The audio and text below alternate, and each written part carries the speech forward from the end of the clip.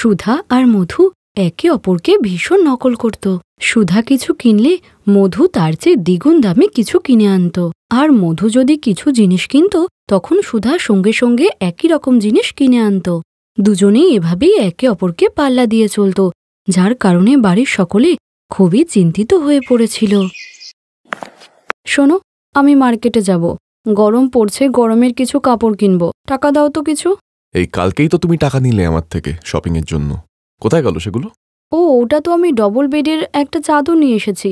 গরমের সময় সুতির চাদর না পাতলে ঘুমানো যায় না। তুমি এখন এইসব বন্ধ করো তো, আমাকে টাকা দাও, যা বলছি তাই শোনো। ঠিক আছে, এই নাও। ৫,০০০ টাকা? তুমি কি ভাবছো বলো তো? এখন সবকিছুর কত দাম তুমি জানো? কম করে ১০,০০০ টাকা দাও, এটুকুতে কিচ্ছু হবে না। তুমি বড্ড জ্বালাচ্ছ সুধা, এই ৫,০০০ টাকা রাখো, আর যা কেনার এর মধ্যেই কিনে নাও, আর দিতে পারবো না। এরপর মধু সেখান থেকে চলে যায়, আর সুধা এইসব দেখে ফেলে সেও সোজা বিজয়ের কাছে গিয়ে বলে, শোনো, আমি গরমের পোশাক কিনবো, আমাকে ১০,০০০ টাকা দাও। ১০,০০০ টাকা? আগের সপ্তাহে তো ৫,০০০ টাকা নিলে আমার থেকে, সেটা কি হলো? এই তো বললে যে নাকি গরমের জামা কাপড় কিনবে। আরে তুমি না খুব প্রশ্ন করো। আমি ওই টাকায় বেডশিট কিনেছিলাম। অজয়দা বৌদিকে একটা প্রশ্ন করে না, সোজা টাকা দিয়ে দেয়, আর তুমি রাত দিন এই প্রশ্ন ওই প্রশ্ন। টাকাটা কি দেবে সেটা বলো। এই নাও, এখন ৫ আছে, ১০ নেই আমার কাছে। এইরকমই চলতো সুধা আর মধুর মধ্যে। সুধা বেডশিট কিনলে মধুকেও বেডশিট কিনতে হতো। দুজন যে একে অপরকে নকল করবে এটা তারা ঠিক করেই নিয়েছিল। আরে সুধা বৌমা, তুমি কোথায় যাচ্ছ? রাতের খাবার বানাবে না? মা, দুপুরের রান্নাটা আমি করেছিলাম, রাতের রান্না তো মধুর করার কথা। আমি বাজারে যাচ্ছি, কিছু দরকার আছে। বৌদি, আমিও বাজারেই যাব। সকালের জলখাবার তো আমিই করেছি, দুপুরে তো তুমি শুধু কয়েকটা রুটি করেছ, তরকারি তো সকালেই করে রেখেছিলাম। তুমি এখন রাতের রান্নাটা করো, কালকে বাজারে যেও। আমি এখন বাজারে যাব। কেন? আমি তো আজকেই যাব, কালকে তুমি যেও। সুধা আর মধুর মধ্যে বাজারে যাওয়া নিয়ে ঝগড়া হতে শুরু করলে। আরে তোমরা দুজন ঝগড়া কেন করছো? রাতের খাবার আমি বানিয়ে দেব। যাও, তোমরা দুজনেই বাজারে যাও, বেকার ঝগড়া করো। এরপর সুধা আর মধু বাজারে গিয়ে দুজনে একই দোকানে গিয়ে পৌঁছায়। সুধা তার ছেলে রনির জন্য জামা কিনলে মধুও তার ছেলে সুমিতের জন্য জামা কেনে। দাদা, এই লাল টি শার্টটা আমি পছন্দ করেছি। বৌদি, তুমি মিথ্যে কথা কেন বলছো? এটা আমি পছন্দ করেছি। দাদা, এই লাল টি শার্টটা আমাকে দিন। আপনারা দুজনের মধ্যে ঠিক করে নিন কে নেবেন। লাল রঙের এই একটাই টি শার্ট আছে, অন্য কালার চাইলে দেখাতে পারি। দেখাবো? দাদা, একটা কাজ করুন, এই লাল রঙের টি শার্টটা আমাকে দিন, ওকে অন্য কোনো কালার দিয়ে দিন। কেন? আমি কেন নেব? তুমিও অন্য কালারের নাও। দাদা, এই টি শার্টটা আমিই নেব। সুধা আর মধু দোকানের ভিতরেই ঝগড়া করতে শুরু করলো, আর রেগে গিয়ে দুজনেই কোনো শপিং না করে বাড়ি চলে আসে। ভালো মুড নিয়ে শপিং করতে বেরোলাম, তোমাকে ওই দোকানেই যেতে হলো? সব সময় আমার নকল করো। আমি নকল করছি না, তুমি নকল করছো? ওই দোকান থেকে আমি বহু বছর ধরে শপিং করি, তুমি তো আজকেই গিয়েছিলে। ও মা, খুব জল পিপাসা পেয়েছে, একটু জল দাও না। মধু বৌমা, সুমিত জল চাইছে, ওকে আগে জল দাও, পরে ঝগড়া করো। ভগবান জানে তোমরা একে অপরকে পাল্লা দেওয়া কবে বন্ধ করবে। এরপর সুধা আর মধু অনেকক্ষণ ঝগড়া করতে থাকে, আর সেই দিন রাতেই এক দুর্ঘটনা ঘটে। অজয় আর বিজয়ের রেশন দোকানে আগুন লেগে গিয়ে সব পুড়ে ছাই হয়ে যায়, আর পাওনাকারীরা বারবার তাদের কাছে টাকা চাইতে আসে। দুই ভাই তো ভেবেই পাচ্ছিল না যে টাকা কিভাবে শোধ করবে। তখন সুধা আর মধু একসঙ্গে হয়ে তাদেরকে সাহায্য করে। মধু, আমার সমস্ত ক্যাশ আর গয়না মিলিয়ে ৬ লাখ টাকা হচ্ছে। বৌদি, আমার কাছেও ৬ লাখই আছে। আমার মনে হয় আমরা একে অপরকে নকল করি বলে টাকাটাও একই রকমই আছে আমাদের কাছে। তবে আজকে এই টাকাটা আমাদের বাড়ির কাজে লাগবে। বৌদি, আমরা একসঙ্গে হয়ে পরিবারকে সাহায্য করব। হ্যাঁ মধু, তুমি ঠিক বলেছ, এই টাকাগুলো আমরা ওদের দিয়ে দিই। সুধা আর মধু অজয় আর বিজয়কে টাকা দেয়। ১২ লাখ টাকা? কিন্তু তোমাদের মধ্যে এটা কার?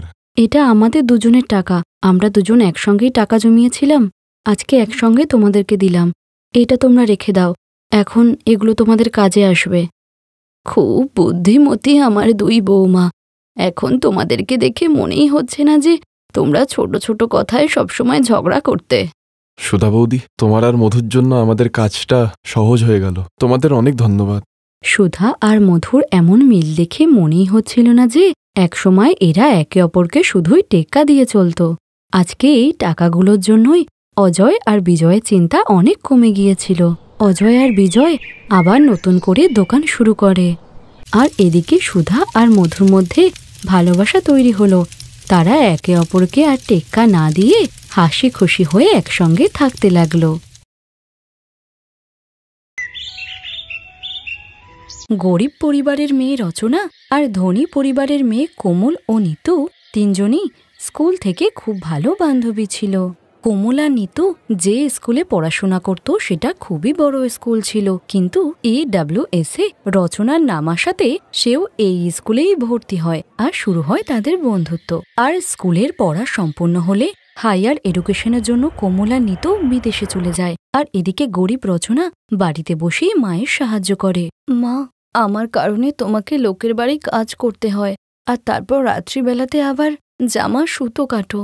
মারে, তোর এই গরিব মা পরিশ্রম না করলে তোর বিয়ে কি করে দেবে? তোর বিয়েটা হয়ে গেলে আমি মরেও শান্তি পাবো।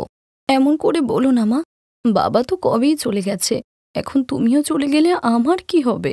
এভাবেই কিছুদিন কাটার পর বেশি কাজ করার জন্য মমতা অসুস্থ হয়ে পড়ে, আর সংসার চালানোর জন্য রচনা তার মায়ের কাজ করতে থাকে।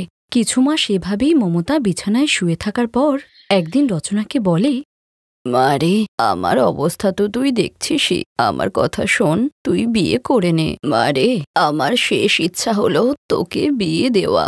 ঠিক আছে মা, তুমি যেখানে বলবে আমি সেখানেই বিয়ে করব। রচনা দেখতে সুন্দরী হওয়াতে তাড়াতাড়ি তার বিয়ে ঠিক হয়ে যায়। না দিদি, আমাদের পণ চাই না, শুধু আপনি বরযাত্রীদের একটু ভালো করে দেখাশোনা করে নেবেন। ঠিক আছে দাদা। এরপর রচনার বিয়ে ঠিক হয়ে গেলে সে তার বান্ধবীদেরকে ফোন করে বলে, কি বলছিস রচনা, তোর বিয়ে ঠিক হয়ে গেছে আর তুই আজকে আমাকে বলছিস? আমরা কালই আসছি তোর কাছে। এরপর দুজনেই দেশে ফিরে রচনার সঙ্গে দেখা করতে আসে। আচ্ছা রচনা, বল, তুই বিয়ের শপিং কোথা থেকে করছিস?